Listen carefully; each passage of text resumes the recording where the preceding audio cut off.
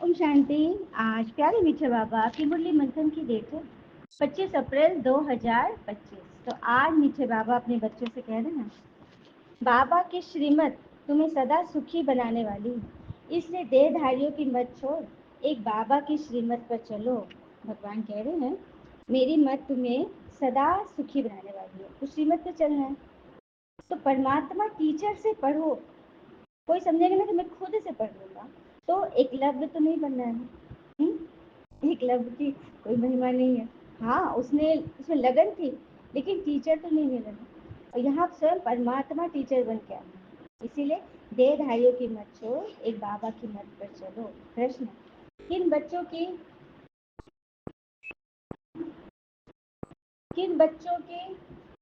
बुद्धि का भटकना अभी तक बंद नहीं हुआ है? किन बच्चों की बुद्धि का भटकना अभी तक बंद नहीं हुआ है? उत्तर, जिन्हें ऊंचे से ऊंचे बाबा की मत में व ईश्वरीय मत में भरोसा नहीं है, उनका भटकना अभी तक बंद नहीं हुआ है। बाबा में पूरा निश्चय न होने के कारण दोनों तरफ पांव रख लेते हैं। देखिए, दो नाव पे पांव रखेंगे तो क्या हाल होगा। भक्ति, गंगा स्नान आदि भी करेंगे और बाबा की मत पर भी चलेंगे। ऐसे बच्चों का क्या हाल होगा? श्रीमत पर पूरा नहीं चलते, इसलिए धक्का खाते हैं। लेकिन निश्चय करना, किसी एक पर निश्चय कीजिए। हाँ, चारों तरफ देखेंगे तो मन भटकेगा ही भटकेगा। और फिर हम ये सोच लेंगे ना कि हमसे जो पाप हुआ है उसका प्रायश्चित हम कैसे कर रहे हैं। आइए एक बार सबसे सुनिए, अनजाने में किए हुए पाप का प्रायश्चित कैसे होता है? बहुत सुंदर प्रश्न है। इसलिए हमसे अनजाने में कोई पाप हो जाए तो क्या उस पाप से मुक्ति का कोई उपाय है? श्रीमद् भागवत जी के षष्टम स्कंद में महाराज परीक्षित जी श्री सुखदेव जी से ऐसा प्रश्न कर लिया। बोले, भगवान, आपने पंचम स्कंद में जो नरकों का वर्णन किया है उसको सुनकर तो गुरुवर रोंगटे खड़े हो जाते हैं। प्रभुवर, मैं आपसे ये पूछ रहा हूँ कि यदि कुछ पाप हमसे अनजाने में हो जाते हैं, जैसे चींटी मर गई, हम लोग सांस लेते हैं तो कितने जीव श्वासों के माध्यम से मर जाते हैं। भोजन बनाते समय लकड़ी जलाते हैं, उस लकड़ी में भी कितने जीव मर जाते हैं।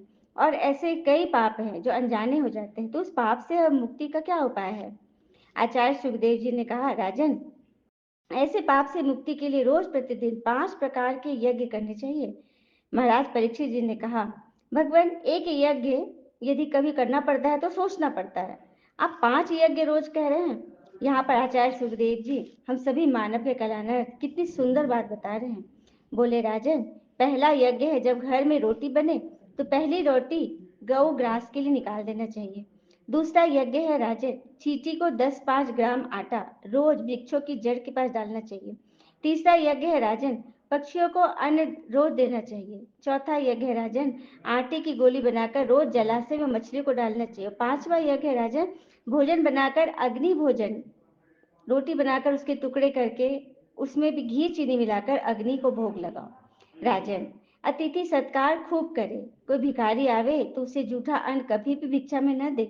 राजन, ऐसा करने से अनजाने में किए हुए पाप से मुक्ति मिल जाती है, हमें इसका दोष नहीं लगता, उन पापों का फल हमें नहीं भोगना पड़ता है। राजा ने पुनः पूछ लिया, भगवान, यदि गृहस्थ में रहकर ऐसे यज्ञ न हो पावे तो उसका क्या उपाय है? क्या है? तब यहाँ पर सुखदेव जी कहते हैं, राजन, कर्मणा कर्म निर्हारो न हास्तिक इष्यते अविद्वदधिकारिस्तत्वात् प्रायश्चितम विमर्शनम। नरक से मुक्ति पाने के लिए हम प्रायश्चित करें। कोई व्यक्ति तपस्या के द्वारा प्रायश्चित करता है, कोई ब्रह्मचर्य पालन करके प्रायश्चित करता है, कोई व्यक्ति यम नियम आसन के द्वारा प्रायश्चित करता है। लेकिन मैं तो ऐसा मानता हूँ राजन, केचित केवल्या भक्त्या वासुदेव प्राणायाम।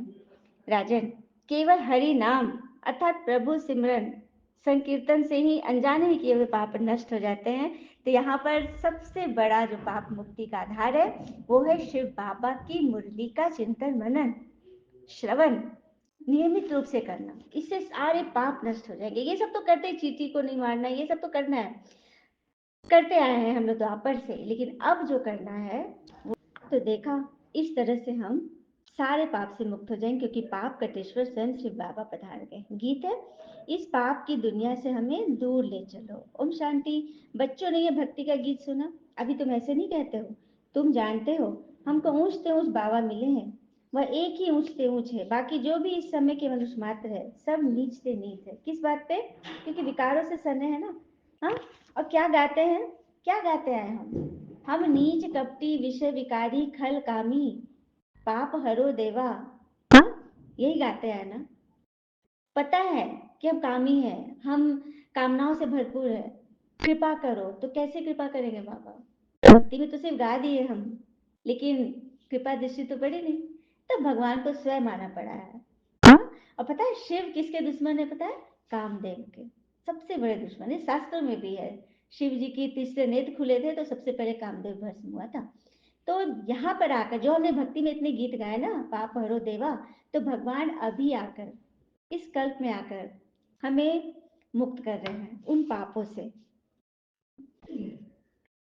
तो समझना है कि भगवान आकर हमारा कल्याण कर रहे हैं। जो हमने गाया ना, भगवान आकर हमें अभी कह रहे हैं, hear no evil see no evil. परंतु मनुष्य बिल्कुल ही पतित बुद्धि हो जाते हैं। हाँ, श्रीमत पर चल नहीं सकते, ताकत ही नहीं है। तो फिर बाबा क्या करें? हाँ, इसलिए तो बाबा कहते हैं कि बच्चे नियम प्रमाण चलो। हाँ, और एक चीज के 10 नाम रखने से मनुष्य मूझ गए। जिसको जो आया नाम रख दिया, लेकिन मेरा असल नाम तो शिव है। मैं इस शरीर में प्रवेश करता हूँ। वह समझते हैं विष्णु तो सूक्ष्मतम रहने वाला है, वास्तव में वह है युगल रूप प्रवृत्ति मार्ग का। जो चतुर्भुज रूप दिखाते हैं ना, तो 2 भुजा नर के और 2 भुजा नारी के हैं। दोनों मिल करके प्रवृत्ति मार्ग में, देखिए प्रवृत्ति मार्ग में परिवार में पति पत्नी दोनों मिलकर, युगल दानव मिलकर ही तो घर चलाते हैं। तो ये चतुर्भुज रूप जो है ना, वो नर और नारायण, नारी और नर दोनों का मिला हुआ रूप है, लक्ष्मी जी और विष्णु जी का। फिर बाबा आगे बोल रहे हैं, सन्यासी तो निवृत्ति मार्ग के हैं, प्रवृत्ति मार्ग वाले ही फिर पावन से पतित बनते हैं। इसलिए सृष्टि को थमाने के लिए सन्यासियों का पाठ है पवित्र बनने का, वह भी लाखों करोड़ों में। अभी कुंभ मेला में हमने देखा ना, लाखों करोड़ साधु बाबा, नागा बाबा लोग कितने पवित्र रहते हैं। तो उन्होंने पवित्रता के बल पर भारत को थामे रखा, नहीं तो फिर बाबा भी आकर कुछ नहीं कर पाते, क्योंकि सारे ही पतित हो जाते, है ना। और सन्यासी आदि खाना तो पकाते नहीं है, गृहस्थियों की पालना पर चलते हैं। अब गृहस्थी किस रूप में है, किस विकार में जा रहे, उनका बनाया हुआ भोजन खा रहे, इसलिए तो उनके अंदर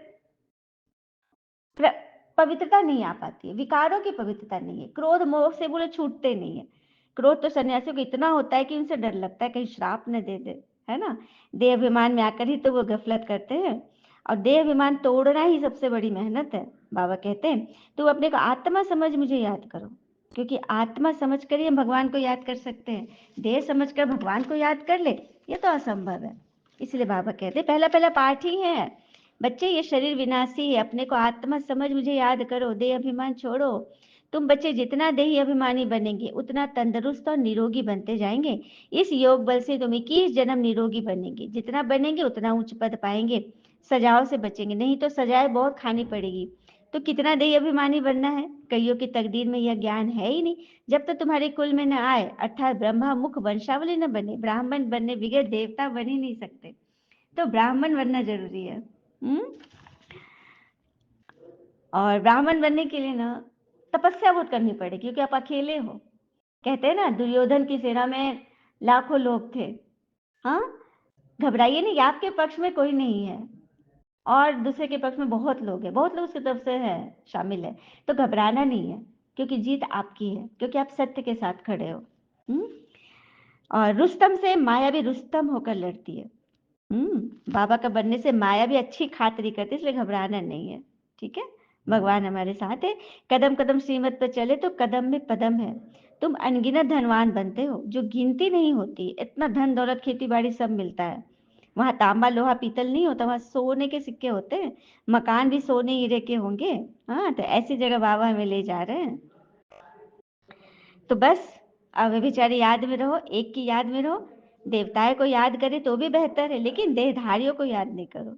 ठीक है, लेकिन बहुत है जो मुश्किल ही समझते हैं, इतनी बुद्धि नहीं है बाबा से कैसे चलना है। इसमें तो बड़ी मेहनत चाहिए। माला का दाना बनना कोई मासी का घर थोड़ी ना है। कल भी बाबा ने बोला था ना, वैजयंती माला, अर्थात 8 की माला है वैजयंती माला। भक्ति में भी ना 8 की माला। तो वो जो 8 माला के जो आत्माएं होंगे, वो विनाश नहीं देखेंगे, वो पहले ही संपूर्ण बनकर उड़ जाएंगे। उसके बाद होगा 108 की माला, अर्थात नेक्स्ट लेवल के उसमें लोग थोड़ा-सा विनाश देखेंगे, लेकिन शक्ति इतनी होगी कि धीरे-धीरे वो भी संपूर्ण बन के हो जाएँगे। उसके बाद होगा 16,108 की माला। अब हम बच्चे कहाँ पर हैं? वो बाबा कह रहे अपने पुरुषार्थ से तुम बनोगे। तो माला का दाना बनना कोई मासी का घर नहीं है। उनको हर बात में पूरी-पूरी परहेज़ करनी है। उनका खान-पान बड़ा सात्विक होगा। देखिए सिर्फ़ खान-पान तो लोग कर लेते हैं। बाबा से जुड़ते ही खान-पान पे पूरा विशेष अटेंशन हो जाता है। महीने भर में सब कुछ हम लोग कर लेते हैं। लेकिन क्या मन को शुद्ध संकल्पों का भोजन दिए? व्यर्थ से कितना बचे? हुँ? ये देखना है। नहीं तो माया उल्टा-सुल्टा काम कराती रहेगी। बाकी तो बॉम्ब शादी होंगे, नेचुरल कैलेमिटीज़ होगी, दुनिया तो खत्म होनी ही है। कोई-कोई ना अभी तक भक्ति में फँसे हुए हैं। तो बाबा कह रहे ये बच्चियाँ क्या पढ़ाएगी? मतलब शरीर भान में ही लगे हुए हैं, तो आत्मिक भान में टिको, नहीं तो पाई पैसे जैसे पद जाकर पाएंगे। अच्छा, मीठे मीठे बच्चों प्रति भगवान की नमस्ते। हम बच्चों के भी प्यारे बाबा को नमस्ते। धारणा के लिए मुख्य सार पहले पॉइंट, तेरी मेरी की चिंताओं को छोड़ आप समान बनाने की सेवा करनी है। एक बाबा से ही सुनना है, बहुत बाबा को याद करना है, व्यभिचारी नहीं बनना है। दूसरा, अपने कल्याण के लिए खान पान की बहुत परहेज रखनी, किसी भी चीज के लोभ आसक्ति में नहीं पड़ना, नहीं तो माया को उल्टा काम न करा दे, ध्यान रहे। वरदान है, निर्णय शक्ति और कंट्रोलिंग पावर द्वारा सदा सफलता मूर्त भव। निर्णय शक्ति और कंट्रोलिंग पावर द्वारा सदा सफलता मूर्त बनना है।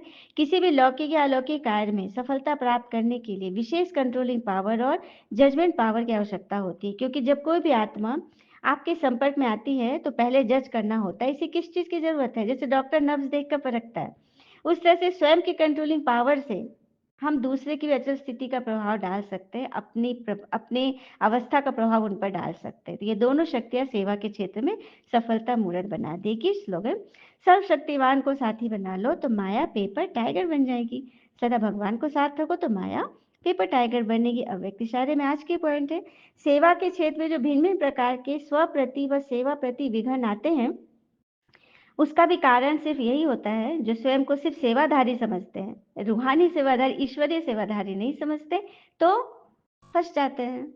और हाँ, विघ्न अच्छे हैं, विघ्न आएंगे तभी तो विघ्न विनाशक बनेंगे। अच्छा, ओम शांति। शुक्र है मुझे बाबा, वो बाबा के प्यारे प्यारे बच्चे, आप सबका जीवन सदैव सुख शांति समृद्धि सफलता संतुष्टता सदा भरपूर रहे और भरपूर करे। ओम शांति।